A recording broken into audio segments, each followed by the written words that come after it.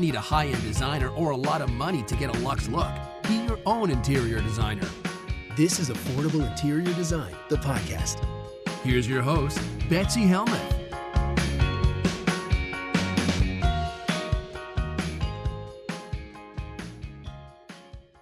Hi, everybody. I hope you're doing well. I hope you're having an amazing summer. I know for many of you, summer is officially wrapping up because the kids are back at school. And I always think that's so tragic because there's so much more of summer left. So many more pool days, so many days where we could be on vacation. I really love living in the New York area. And one of the many reasons, is because our school starts after Labor Day. And it's almost like clockwork. The week after Labor Day here in New York, it gets so chilly. And you don't want to be on vacation. You might as well be inside. It's almost the perfect timing. Of course, we don't get out of school until the end of June. So, there's gives and takes, pros and cons. But I'm so excited to have a little bit more time with my family to head out on vacation. It's such a strange feeling because the excitement is, of course, dampened by all that's going on, all the precautions we'll have to take. We can't sit inside to eat. We're going to have to be really strategic and mindful and masked and but at least we'll be on the beach, right? Right. All right. Well, I'm starting to do something a little bit different this week. I'm going to start to lead off the podcast with a topic. I work with clients every week, transforming their spaces, learning about their lives and what they want to do in their homes or their commercial spaces. And I think bringing some of those topics to you could be of interest. And then, of course, we'll dive into that mailbag. All right, without further ado, let me dig into the topic at hand. We're going to be talking about how to update a condo or apartment or co-op, but how to update a condo and make it just a little bit more modern. Because even if you're living in a structure that was built not in current day, right? I see a lot of big concrete buildings that were built in the 50s and 60s in New York City. Buildings that have very little character, buildings that look very dated, even though they're at the same time bland and boring. And then, of course, we also work in co-ops and condos that are pre-war. So maybe they have a lot of fantastic turn-of-the-century details. Maybe they have vaulted ceilings. But a lot of times, those details can lend themselves to feeling quite traditional. Some of my clients feel that it doesn't kind of evoke that light, airy feeling that they were hoping for, that they had in maybe their previous apartment, and they move all this stuff and it just feels like it doesn't go. The space isn't almost as modern as they'd like it to be. Now, listeners of mine are hearing me use this M word, modern, and we know as interior designers and as people who've listened to this podcast, we know that modern refers to an era. It refers to a style that's from the 50s and 60s that references, really clean lines, lacquer, bold touches that are very minimal. But when my clients use the word modern, when people are Googling the word modern, they mean what's going on today. And in style lingo and interior design lingo, that is contemporary, but nobody really uses contemporary that's not in the biz, right? So I think there needs to be a new word for modern that refers to that style way back when. And I think we need to be able to use modern in this contemporary application because that's what everybody's typing in. That's what everybody's asking me about. Everyone uses the term modern, and I am not going to correct one of my clients because they don't care as deeply about semantics in the interior design world as I do. But today, just go with me as I use this word modern to mean contemporary or of today. So one way to modernize your condo is to remove any excessive window treatments that don't actually function. And what I'm referring to is a header. So a header is at the top of the window. It could be something that's quite contained, something that maybe has a wood structure that's painted, something that maybe has wood and then has fabric over the top of it, something that's painted to look like trim but's much chunkier. Or it can mean like a fabric valance. We all remember from the aughts those fabric draped valances that were poofy or pleated or patterned, but quite eye catching. The problem with all of those things that I just mentioned is that they are bulky. They serve no function. They are not clean lined. They are not contemporary. They certainly are not minimal. And they cut off a lot of natural light at the top of the window. In some places that are just flooded with light, well, that's not too much of a problem. But in other places that don't get a ton of natural light or that don't have very long windows, losing 8 to 10 inches at the top is pretty detrimental. And just get rid of those things. And my clients say, well, Betsy, what am I going to put there instead? You're going to put a long rod with 2 panels. You're going to keep it really clean and really minimal because that's the modern aesthetic. You don't even have to do drapery. You could just do a blind and leave it at that. That would be super sleek, especially if you did something like a roller blind, something that has a very structured header at the top so that you have the whole window open and free and unencumbered by bulky treatments. Another way to modernize your condo is to replace small pieces of art, whether they be small groupings or tiny touches throughout, with larger statement pieces. Again, we're trying to minimize, we're trying to make bolder, fresher, clean line statements rather than cluttering the space with lots of small things. We want to do the same thing when you're accessorizing. So look at your bookshelves, look at your floating shelves, look at the surface of your coffee table, look at the surface of your end table. If you have a lot of tchotchkes, knickknacks, picture frames, display coffee table books, that stuff needs to really be pared down. Instead of having lots of little things, we can think about making statements that still fill the space, but maybe are one larger idea. So instead of having a bookshelf on one shelf that has picture frames, a candle, a few books, and a souvenir from your travels, we could just do an elongated planter. And in the elongated planter, you could have small succulents. Or you could do a chunky basket with a lid. And it's just one piece, but it fills the shelf really well and then provides you a lot of function, but is a very clean, uncluttered statement. Another thing that you can do to contemporize your space is to look for furniture that has legs. Furniture that goes all the way down to the ground, be it a sofa with a skirt or a swivel chair that has one of those disc-like bases. It just feels heavy. It doesn't feel minimal, light, and fresh like contemporary or, for today's purposes, modern design should. So looking for things with legs will help it to feel less heavy and less old-fashioned. All right, guys, now you know how to modernize your condo, co-op, or apartment. Let's move to the mailbag because we have some great questions that have come in this week. My first question, well, actually, both questions in the mailbag right now come from Morgan. Morgan says, hi, Betsy. I love your podcast. My question today has to do with plumbing fixtures. I actually sell fixtures for my job, but I'm still kind of new to it, and I'm curious how you would describe achieving different styles with your fixtures.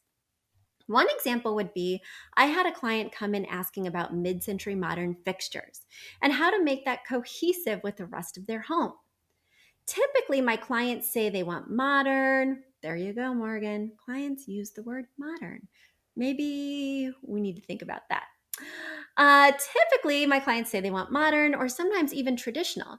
But when we get into other styles, then I'm not really sure what recommendation to make. Can you help me out with this? What shapes would you look for?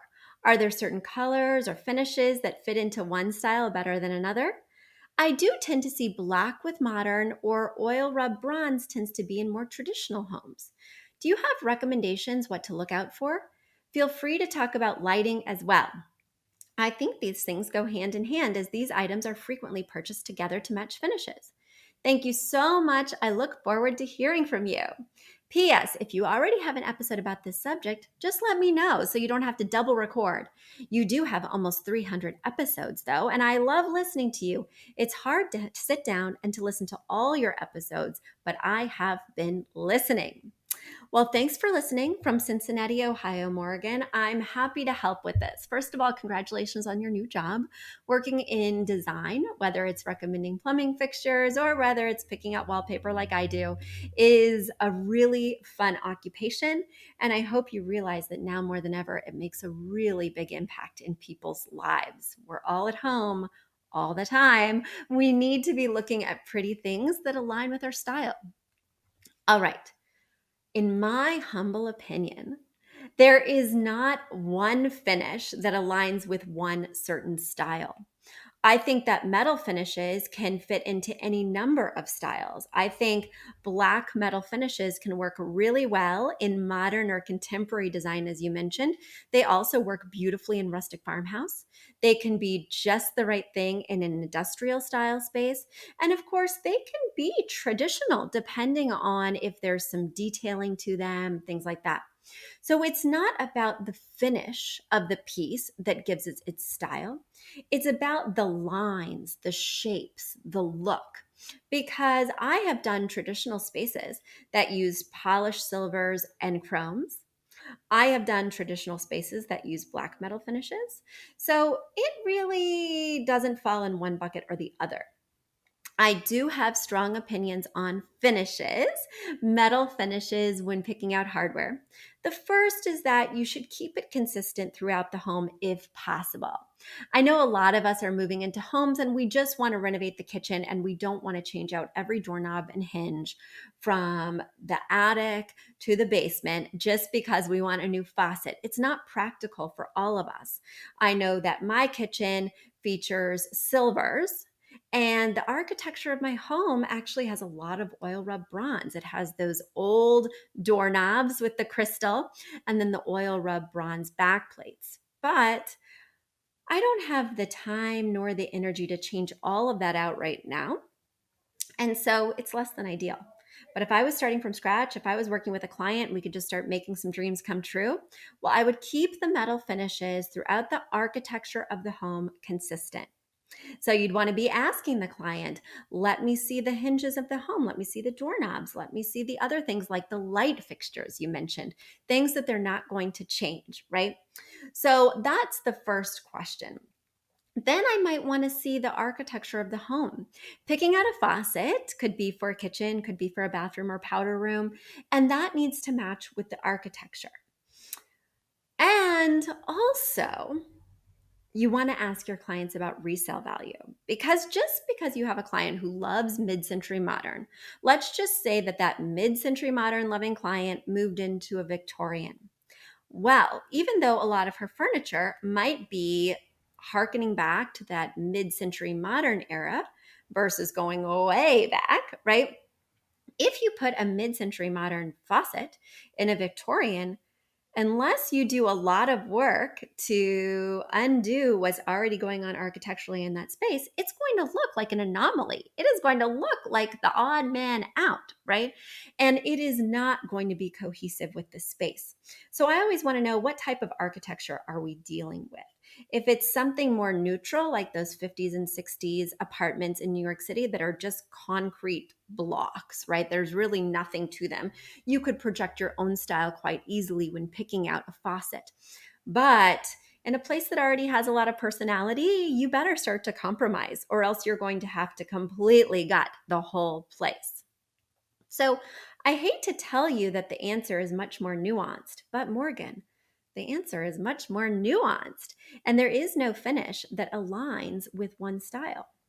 I want to tell you one other thing about finishes. When I'm selecting finishes, of course, I'm thinking architecturally, but as we remember from like the 80s, there's like that bad brass, right? And I'm worried that when we fully commit to one metal finish throughout a space, it can be really easy to look dated very quickly. I really love combining metal fixtures. So when I'm mixing metals, I want to make sure that I'm mixing in the right way. I never mix warm and cool metals. Warms are brasses, golds, coppers. Cools are chromes, pewters, silvers. I don't mix those two.